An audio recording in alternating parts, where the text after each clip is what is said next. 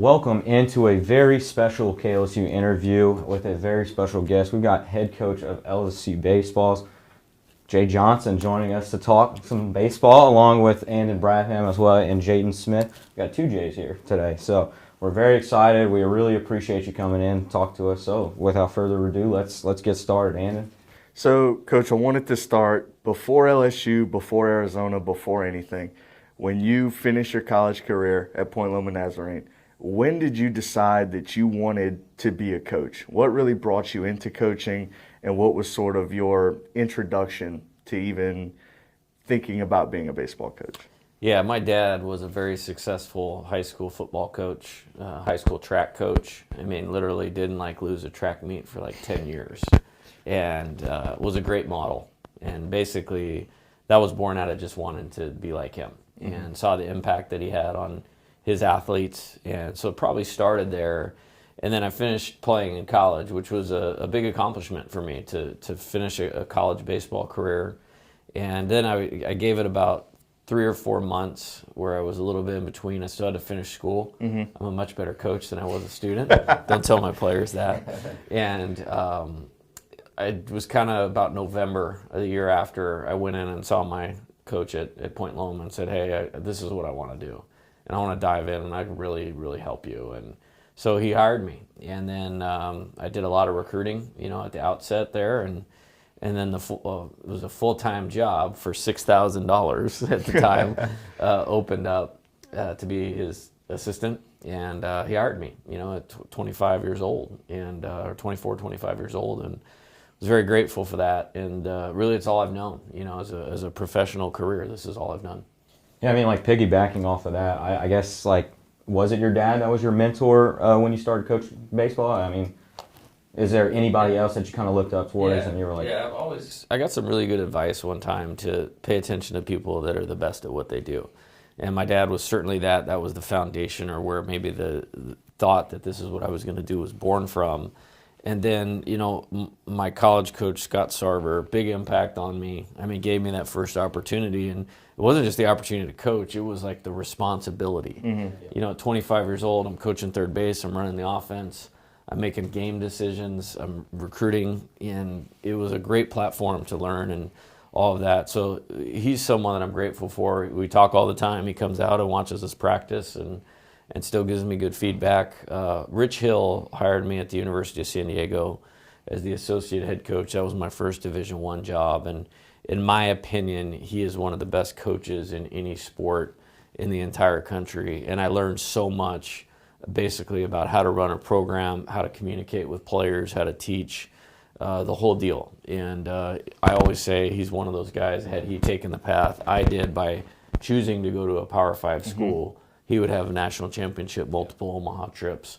And those are kind of the three that really stand out. But when you look at, college baseball, I've paid attention to and studied the best. Skip Bertman, when I was starting out as a young coach, watching, his videos, listening to him speak, paying attention to what LSU was doing, when nobody even knew my name. Right. But I was doing that. Mike Gillespie, who was the coach at USC, very successful, and UC Irvine, somebody I paid attention to and admired. Andy Lopez, who I actually ended up succeeding, at Arizona, was a guy I paid attention to.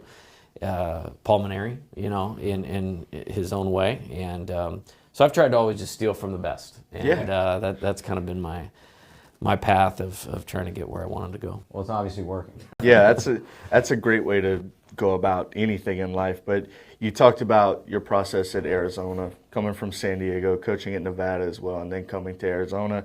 You continued a great baseball legacy there as well. That's another school that has a lot of pedigree when it comes to college baseball. But talk about that process of coming here to LSU. Yeah. When Scott Woodward picks up the phone and gives you a phone call and he says, Coach, we want you to come to LSU. Talk about that process and those emotions that you felt when it finally came true that you were going to be the next baseball coach at LSU. Well, there's a lot going on in those times, and I think people really don't understand, the process of it. And, the origin of it was somebody reached out to me at the very end of the regular season and basically said, Texas A&M is going to come open, and LSU might, Coach Maneri might retire. Right. And would you be interested in that? And it's like, hey, I'm focused on the NCAA tournament right now. Like, I want to go to Omaha. Like, and we did, yeah. And my whole life is built around Omaha. So, but if when we're done, if either of those things happen, yes, I would definitely listen to what they have to say. And then really, it was kind of funny how it all happened. Texas A&M actually sent somebody out to watch us play in the regional, and we played really good. But at the time, it was LSU's not going to happen, and I said that's no problem. Like I'm good either way. And then A&M hired Coach Schwarzenegger, so the whole thing was dead, and I was fine because I was trying to win the national championship, and we would have had a great team in 2022 at Arizona. And so I'm like, I'm happy. This is my career job. That's how I viewed Arizona. And then, we went to Omaha. And then when we finished Omaha, LSU was very aggressive right after our season was over. And I don't think I was the first choice, the second choice, the third choice, and I didn't care really at that point in time. I'd given everything that I had to Arizona for 6 years, 5 seasons, because one got washed out to COVID. We went to Omaha 2 years, and this I viewed as like the opportunity of a lifetime. It was very hard to leave because I love my players. Like that's a thing with me is I love my players and the people I get to coach, and that was a special. Sorry, hopefully it's one of them calling me now with some good news about something. So that was hard in itself, but once the decision was made, it was like, hey, we got to hit the ground. We got to hit the ground running, and that's what we did. That's what we did. I'm sorry. I hope I'm not messing up the broadcast. You're all good. Yeah. So I mean, my next kind of question, like we've talked to some of your players, and they said like, look, we immediately bought in after one night. We had to go pick a guy up at 2 a.m. and we saw Coach's light on in his office. And so I guess like I want to ask like, where does that work ethic come about? And I guess how vital have those late nights been to your success? I think singular focus, like people ask me like, how do you do it and how do you do what you do? It's just, I don't really have a lot going on other than this. And that's hard to do in life, but to be really good at anything, this isn't about me. I think you have to have like a singular focus. And that's not for everybody. No. Right. I can't fix anything in my house. I mean, like good labor, take out the trash. I'm great. But like, we're having somebody come do that. Like I'm not very good at many things, and I think it's just a desire to want to be the best at one thing, and I think that's really helped me. I like that, and so I guess like, do you think those late nights kind of rub off on the like work ethic side of your other players to where they're getting in extra reps in like situations out of practice? Yeah, I would hope so. I mean, we talk about, we want to have what's called a lights on culture. Like we want them to work on their own. That is so critical for a player's success in baseball because it's a game of monotonous repetition. And for me, coaching to player, like you hope they listen to what you say, but they're definitely going to watch what you do. And if that rubs off on them, then that's great because it's really all I know. And if they really want to achieve their goals, they have to hold themselves to a high standard in terms of what they're doing. And the best players do that. Dylan Cruz is here all the time. Like, I mean, last year, Paul Skeens, I mean, unbelievable work ethic. And sure, they have talent, but they're getting the most out of that talent because of that work ethic. So, Coach, as Omaha is now behind you, you set your eyes on another national championship. What's something you learned from last season that you think is going to be applicable this season? Yeah, I think the most important thing for this team to do, at least at the present moment, is forget last season. It doesn't mean at the appropriate times we're always going to celebrate 2023, and we should. Like, that was a special team, but it doesn't do anything for us this year. And so right now it's time to put that aside, for a while. And I think our team's done a really good job of that. And if we're going to have any success in 2024, it requires our undivided attention. And so that's kind of been the messaging with that. So speaking of last year, anytime LSU's good at pretty much any sport, the fans are always going to show up, show out, and just be loud about their team. So what was it like to see the Baton Rouge community and really just the Louisiana community rally around this team throughout the midst of last season, and especially throughout the College World Series? It's amazing, and it was one of the draws here. You know, that this is a baseball school, and this is we're good at everything. Like, I mean, and I say that with the greatest respect for all the programs, but this is a baseball school. Like, I mean, what Coach Burtman did to create this monster, so to speak, of fan base support and getting everybody rallying around it, that doesn't exist very many places. And so, I mean, I just think of several things. I think of Tuesday night games with 10,000 people in the stands. I mean, that's amazing. Yeah, it's special. Yeah, when I'm coaching a Tuesday night game here, it feels like a super regional. You know what I mean? Yeah, and it's then you special. get into the SEC series, and you know, one I'll never forget is the super regional last year. I mean, we got that late start because the weather, and when Trey Morgan hit the home run in the first inning, like, I was like, oh my God, like, this is unbelievable. I remember. Oh yeah, yeah. And then in the winning at home, that was awesome. I've been to Omaha 3 times, won 2 of the super regionals at home, and last year that's one of the best nights I've ever had. And then showing up in Omaha, wow, like, that's all I got to say is you know, when you walk back in the hotel after any of those wins, any of the 6 wins, or walking down to the bus, you know, to go to the games, like, I'll never forget stepping on the bus for the last game against Florida. Like, I actually, like, took a breath and go, like, no matter what happens, that was one of the coolest experiences of my life. All, whatever, 8 games we played, you know, walking through the hotel to the bus amidst all those people, awesome. Yeah. And like, let's talk a little bit about this year now, right? Obviously, the pitching staff. Everyone knows, like, this might be all around the most, like, deep pitching staff in the nation.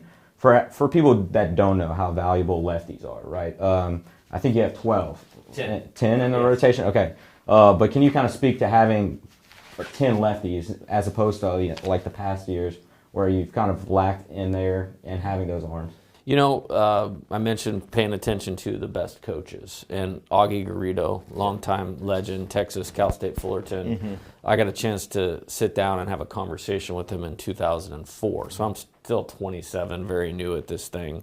And he talked about building his teams around left-handed hitting and left-handed pitching and the value of it. And I won't go into the why, but I was like, well, this guy's won 5 national championships. This is obviously yeah, that's right. This has obviously worked, and something that we've done, and we needed to. I mean, there was one on the roster when I took the job, and you know, we added Riley Cooper, you know, really quickly, and he did a great job for us, obviously, and it's just been a deliberate effort since we've been here to build, you know, this pitching staff and have balance of right-handed, left-handed velocity, pitchability, different arm angles to just make it harder or hard on the other team, easier for us to collect 27 outs. New pitching coach this year, Coach Yeski. How important has he been, even in the short time, with developing some of these younger arms that you've brought in, maybe some arms that you brought in the transfer portal? Just speak a little bit as to how important he's been, even though he's only been here for a few months. Yeah, very important. I think him coaching with me my last 2 years at Arizona, just understanding what we were going to get. And he has a way, he's a really good communicator. I think he understands winning pitching and winning baseball probably about as good as anybody I've ever seen, and then communicates it really well to the player, and is super motivated, and you know, big desire to win and to be successful, and that's important in assistant coaches because sometimes they don't always look at it the way the head coach does. Right. And so the best assistants I've had, and I've had several of them, all of them here have been great, the ones that have moved on. But he definitely has that, and he's very good in the game. And having 2 years experience now in the SEC, that gives me some good peace of mind as well. And I know we work well together, and that's super important. Yeah, I haven't heard many people talk about the younger guys like DJ Primo, Aiden Moffitt, and those are guys that are up to like high 90s now, if I'm not mistaken. But can you kind of speak to their development and what you kind of expect from those guys and sort of just the younger group emerging now this year? Yeah, it really reminds me of past LSU where, sometimes you have to wait your turn, or like Alabama football. I mean, DJ and Aiden were on the roster last year and never pitched. And obviously we had a great staff, but I mean, Aiden hit 100 yesterday. He was in the strike zone. DJ has shown tremendous improvement, largely to the work he's put in with Coach Yeski. And there's an incredible amount of depth. But those guys have worked hard.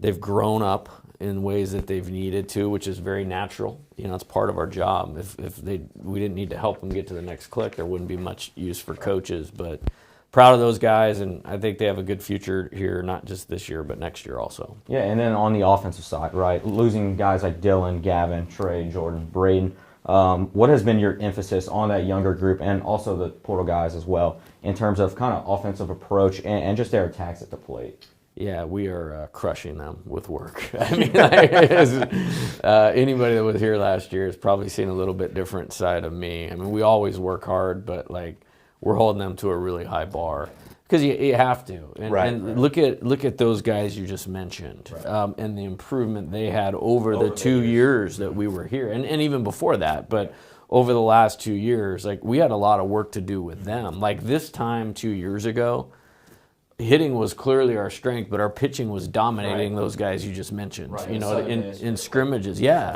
And so look how much better they got. I mean, last year, that's one of the best offensive teams in college baseball history. And you're not going to replace Dylan. He's the best player I've ever seen in college baseball. And I don't want anybody to try to beat him, but we need them to be the best at what they can do. And there's certainly pieces there. I mean, Tommy is one of the best hitters I've ever coached as well. Hayden Travinsky, getting him back for a 5th year, big deal. Josh Pearson's making some strides. Add in Michael Braswell, Mac Bingham. And then Brady Neal, Paxton Kling, Jared Jones, those guys improving. There's some good freshmen in there, Stephen Milam, Jake Brown.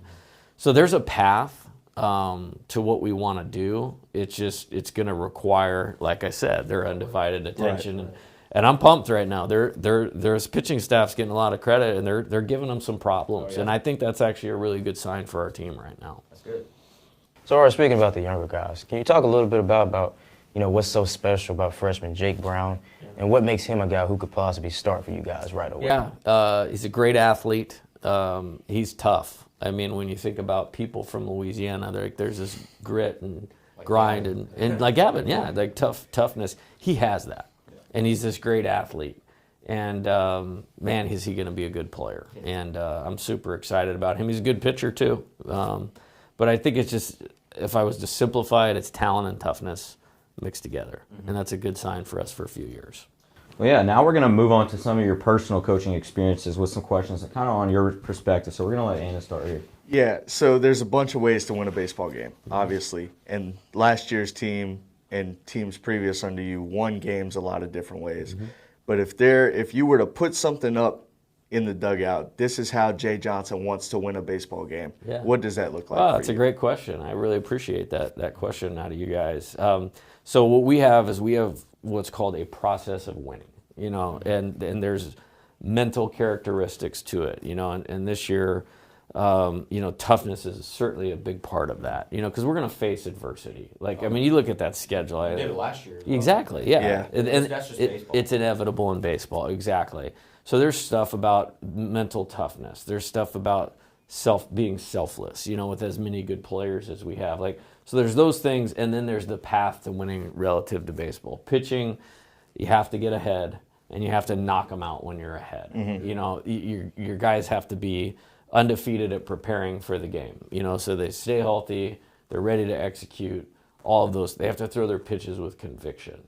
So that's like the pitching bucket of it. Then on defense, it is everybody executing the fundamentals of their position. The catchers have to receive well. What does that look like? They have to 50-50 balls. We have to tip those to strikes because the count determines everything in baseball. Infielders have to come get the ball, secure it with their eyes, and follow their throw. Outfielders have to get behind fly balls. They have to throw the ball to second base so we keep the double play in order so you don't give up the big inning. We have to execute situational defense. You think about a bunt, they're giving you an out, so get the out. A pop-up priority, we have to communicate and get the out. A rundown, somebody's messed up. Just play catch and get the out. Outs have to be outs. On offense, it really boils down to 4 things that lead into some other things, but it is about don't swing at balls. Like, I mean, our plate discipline is the hallmark. That's like the one thing on any team. Unbelievable. Hit mistakes, you know what I mean? And I think we had 144 homers last year, and that's easily the most I've ever had. But we want to hit mistakes. You want to really battle with 2 strikes. And if you have good plate discipline, sometimes you're going to strike out a little more, and that's okay as long as they're tough outs. And But you really want to make it hard with 2 strikes, and then what we call our red zone offense. Like, as you have to be able to move the ball forward when you have guys on base. And so those 4 things like bleed into a lot of other things, but that kind of generalizes, you know, some of the things that we believe we need to do to win.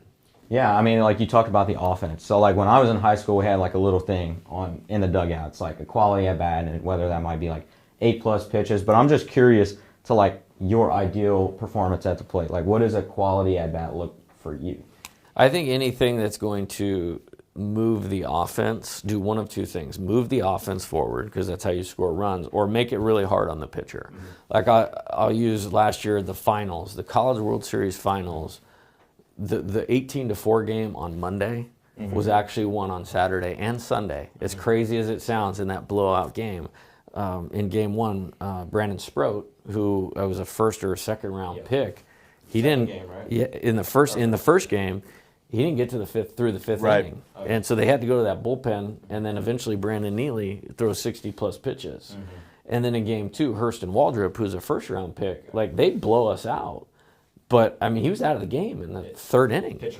Yeah, and so they had to go to at least one good reliever there, so it set the stage. And so we didn't necessarily do all those things to move the offense in the first 2 games, but we made it hard on the opposing pitcher regardless. And so really quality at bats to me come down to those 2 things. Do you move the offense, or at worst, we make it hard on the opposing pitcher?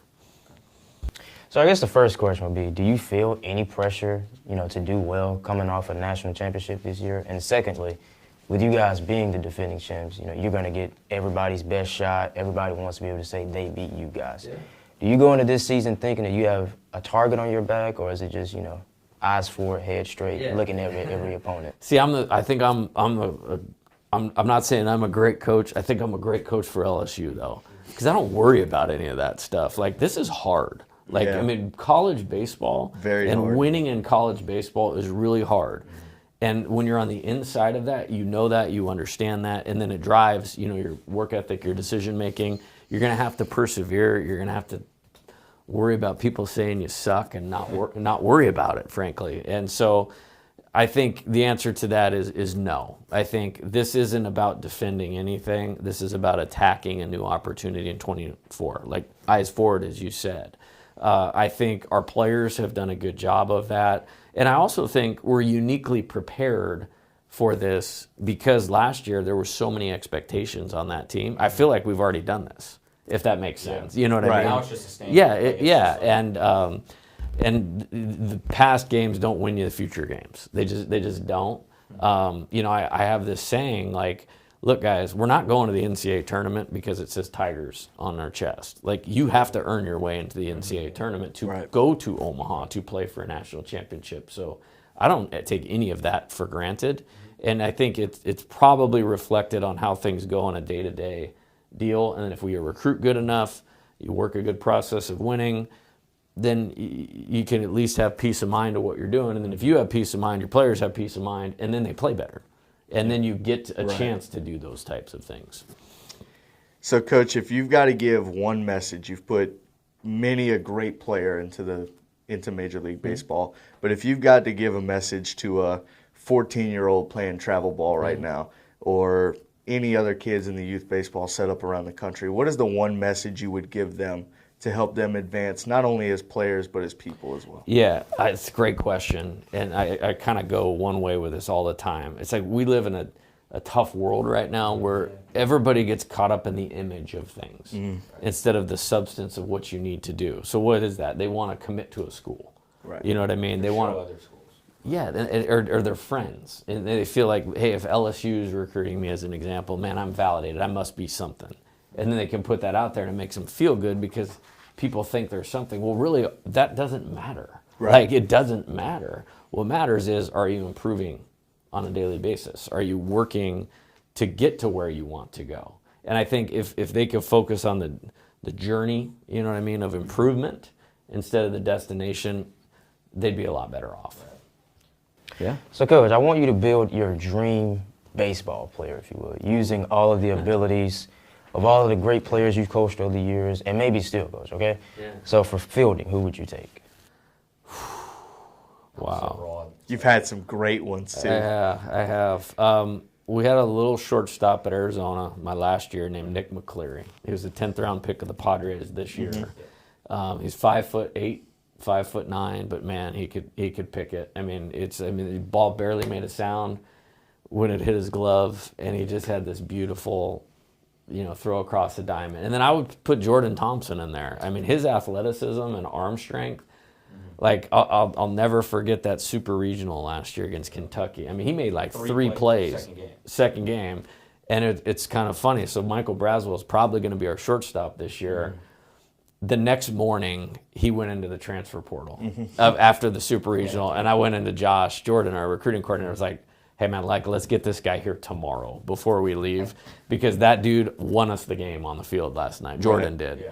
And so I would take a combination of the sure-handedness of Nick McCleary, who nobody here knows, and then just the athleticism of Jordan Thompson. That would be my ideal defensive player. I want to put in a word real quick for Trey Morgan. Oh, because gosh, there's one play that always sticks out to me, and it's the bunt play against Wake Forest. Trey Morgan is the best first baseman I've watched at LSU. Yeah. I've been watching LSU baseball since I was a baby, and he is the best first baseman I've ever seen play at LSU. I wish I could take any credit for that, but somehow I didn't know how he made some plays. Wizard.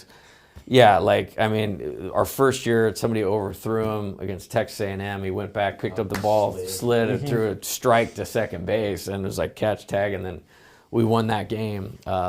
The signature play is the bunt defense. And I'll tell you what was fun about that one was how excited him and Alex Milazzo were after the game about executing. Now, there's this really cool video, and kind of the lead up and backstory to all that is we'd been working on defending bunts all year, but really, and we'd never used it until the postseason. Then we're playing Tulane, great bunting team, Oregon State, great bunting team, Kentucky, great bunting team. Well, we took that away from those teams because we played with the lead most of the time.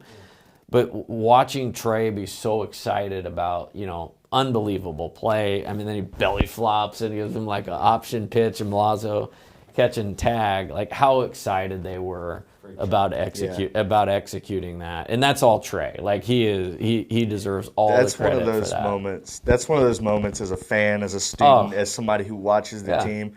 Watching his reaction after the play too was something that's when I kind of knew, like, okay, something's happening here that is almost a little bit bigger than the game. Yeah. And there's an energy and a wave coming with this team that is just unmatched. And how about how clutch he was, Like, I mean, at-bats that he took in Omaha were insane. Yeah, especially those last few games. Insane, yeah, and I'm gonna miss him. Like, Dylan deserves a lot of credit. Like I said, best player I've ever seen.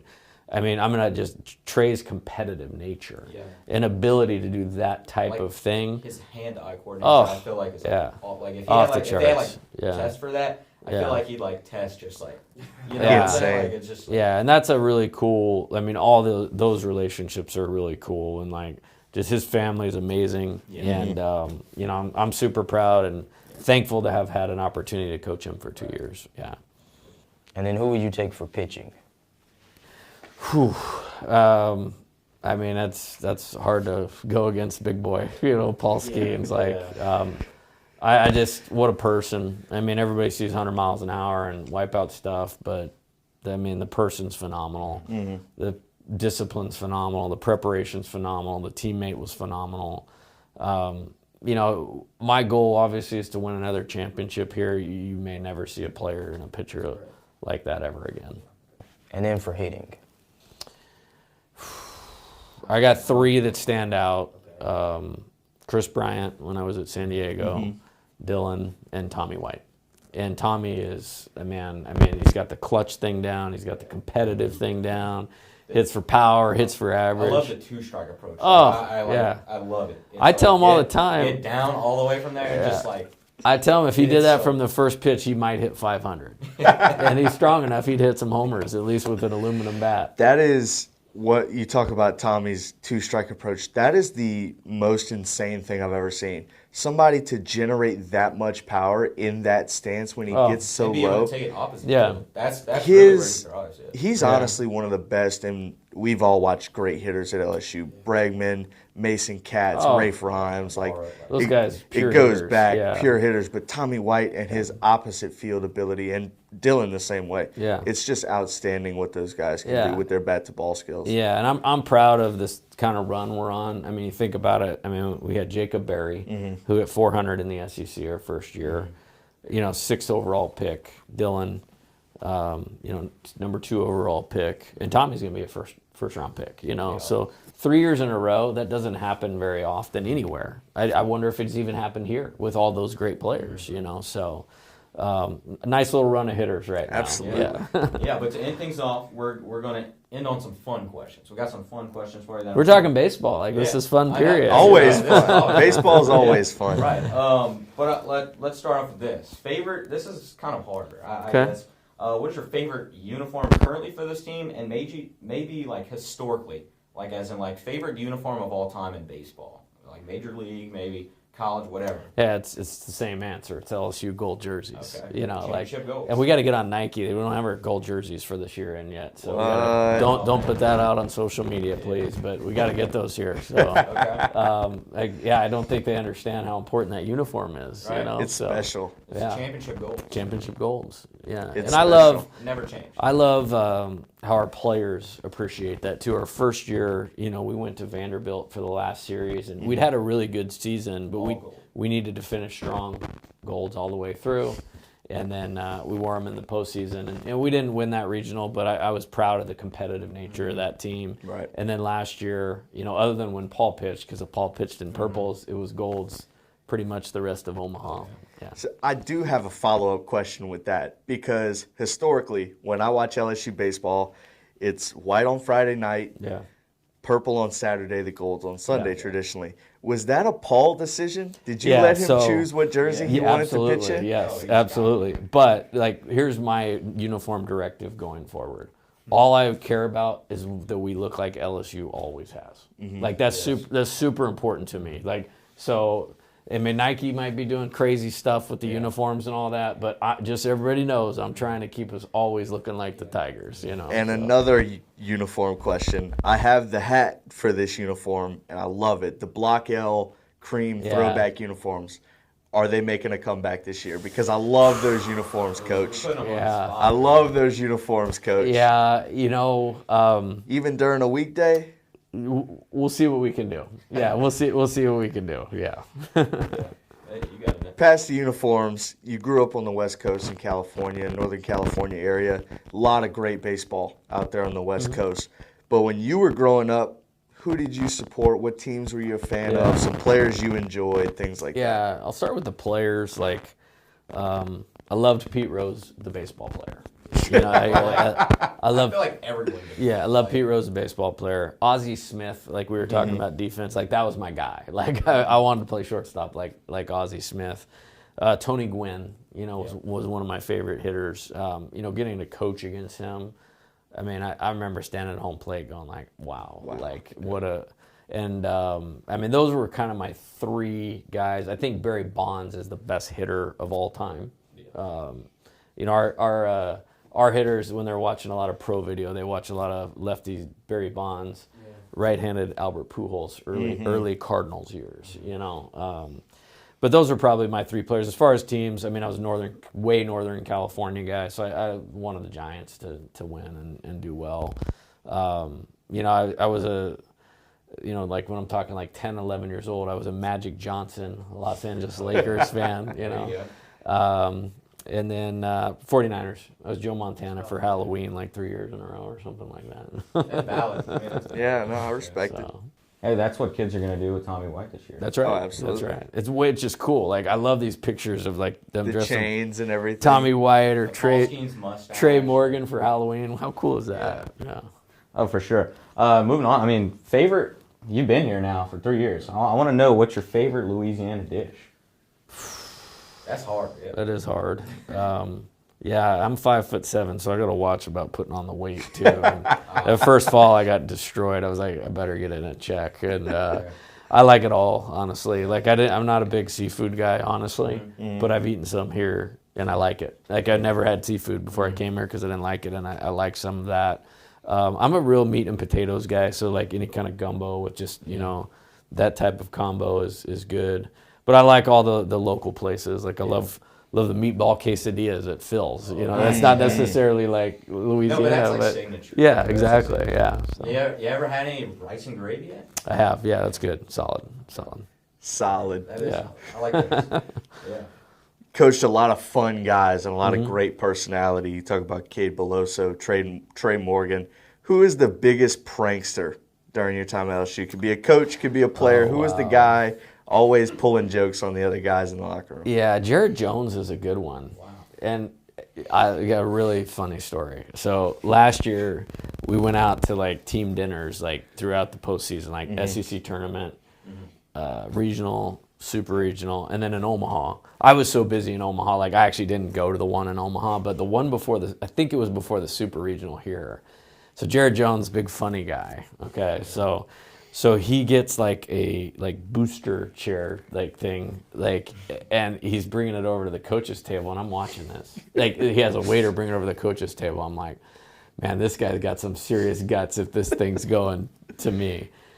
And then it was for Coach Jordan, our third base coach. And both of us aren't the tallest guys in the world, but I was like, all right, this was kind of funny, but if you had some real guts, you would have come at me. Yeah. And they were talking like he was so panicked because he thought the waiter was going to mess it up and give it to me. And, man. So he got red. Yeah, and I'm like, hey man, like we all can't be this 6'4", 240-pound Greek god looking body like you, Jared. Like you said, LSU football, you survived. Yeah. You survived them trying to poach him from you. Yeah, the guys are great though. Like I don't really have a solid answer on that because they're all fun and they're so good about having fun but being mature about it and keeping it in check to where it's not a circus. Yeah, Right. I mean I have a lot of respect for them. It's funny that you say Bear because at the LSU women's basketball game, I would say over Christmas break, I think. We were all pulled. Like it was like I think 20 students were pulled to play Simon Says, and Bear was one of those. And so like Bear's playing like Simon Says, and I just think it's like the funniest thing ever. Yeah. But I kind of see it because he's got like a big personality. Yeah, seems no like. doubt. We'll end on this. It's festival season.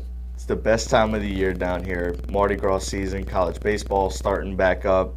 How many parades have you been to? What has sort of been your Mardi Gras experience? Yeah. I'm so locked in. Yeah. Like I don't want to offend anybody in Louisiana because I have such great that's like culture. So I'll give you my best one. Is last year we played Southern on a Tuesday day game because it was Mardi Gras. Right. And I thought that was the coolest thing ever. I mean, we're playing at 2:00 on a Tuesday and the stands are completely full. And I was like, this is amazing. Like I'm happy about it. This year, I think it's next Monday. We don't have school because of Mardi Gras. Yep. So I'm like Monday, Tuesday, and Wednesday. Correct. And so like we get to practice like whenever I want to practice. So Our high school coach did that a lot, and I can tell you, running we some got in doubles. trouble. Yeah. We got in trouble a good bit. There was a lot of pulls involved. Just know that at the Sunday after. Yeah. Well, they have a pretty important weekend of baseball following that, so hopefully they keep it in check. Yeah, for sure. But we want to thank you so much, Coach, for joining us. Obviously, you gave up a lot of your time today, so we appreciate that. But I want to also thank wonderful coworkers here, Jaden Smith and in Bradham, for joining me today. I'm Andre Champagne, and this has been a KLSU interview.